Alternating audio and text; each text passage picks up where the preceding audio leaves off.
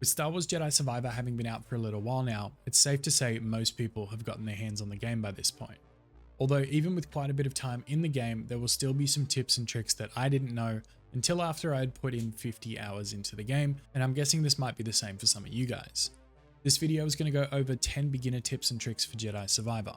Now, if you are new to the channel, I appreciate you clicking on this video and showing your support. If this video does help you out, feel free to punch the like button and then lightly tap the subscribe button. I will be posting more Jedi Survivor videos with more tips, hidden locations, guides, and more in the coming days, so make sure you don't miss out on any of those. Anyways, getting started with the tips, the first one on our list is a tip to help you traverse around the map in a way that you might not know. One thing you aren't told in any of the game's tutorials is that you can speed up and slow down BD1 when using a zipline. Ziplines are everywhere in Jedi Survivor, and sometimes a straight zipline is better off taken with some extra speed, so if you are on one of the easy ziplines, hold down R2 on PlayStation and RT on Xbox to speed up BD1 on the zip. Alternatively, if you have a tricky zipline like the ones that have the electrical currents coming towards you, or maybe you're trying to do one of the traversal challenges, being able to hit the brakes on BD1 is a big help too.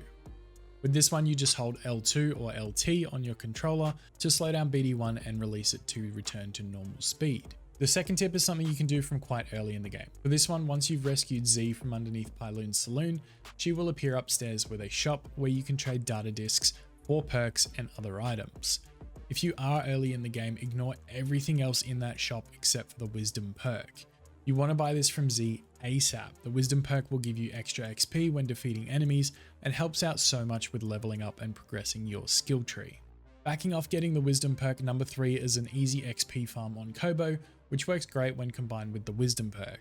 Simply spawn in at this location on the map, run around the backside of the mountain and defeat the large enemy that is behind it. Go back and meditate and rinse repeat for an extremely quick XP gain.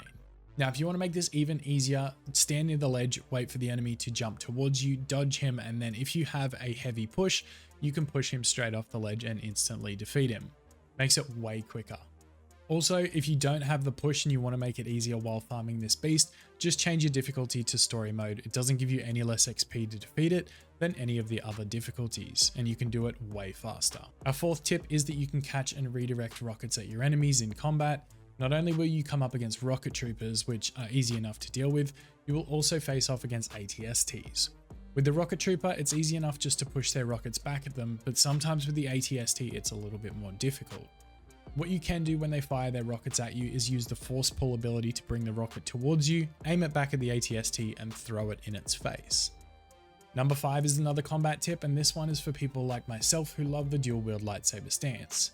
One of the abilities for this stance is called Focus Parry.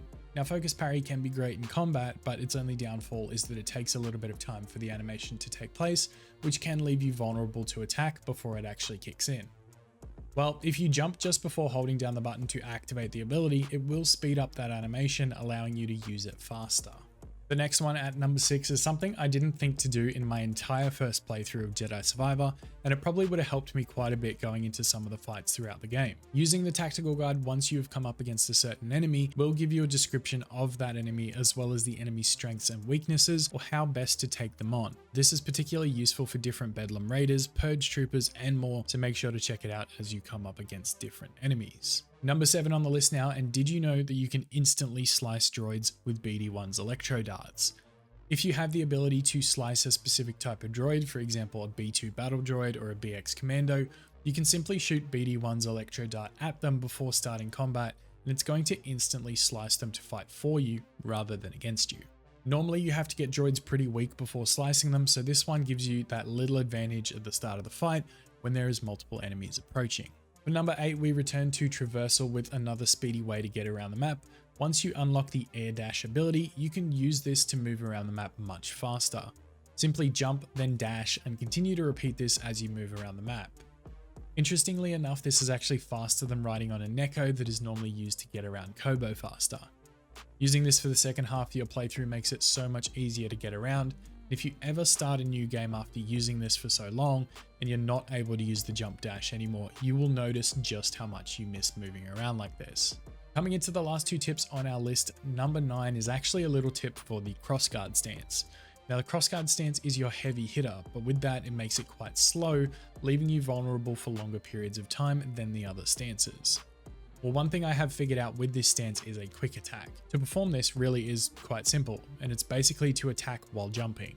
The animation for this attack is considerably faster than attacking with your feet planted, and it also helps keep you moving, making it harder for your enemies to hit you too. Try working in the single and double jump as well as the air dash before striking enemies, just to give yourself some variation in angles to attack from, plus it looks cool when you use it in different ways. Now, last but certainly not least, number 10 on this list, we are going over what might be the biggest advantage of dual saber stance, and that is attack cancelling. The dual stance, thanks to its speed, allows you the ability to cancel midway through an attack to pull up a block or parry. If you feel like you've mistimed an attack and the enemy is going to hit you, simply press block during your attack animation and it will immediately cancel that to allow you to block the enemy. This can be extremely useful for enemies that have multiple attacks in quick succession, like when you face off against Dagangara. Trust me when I say this tip has made a lot of fights so much easier for me, and I wish I had figured it out sooner. Anyways, that is 10 Jedi Survivor tips for you guys. Please let me know if this helped you out. And if you have any tips of your own you'd like to share, drop them down in the comments below, and we will make a follow-up video to this one, sharing what you guys come up with. Anyways, if you haven't already, subscribe for more Jedi Survivor content and Star Wars gaming news, and remember to check out my Clips channel, which is linked below if you haven't already.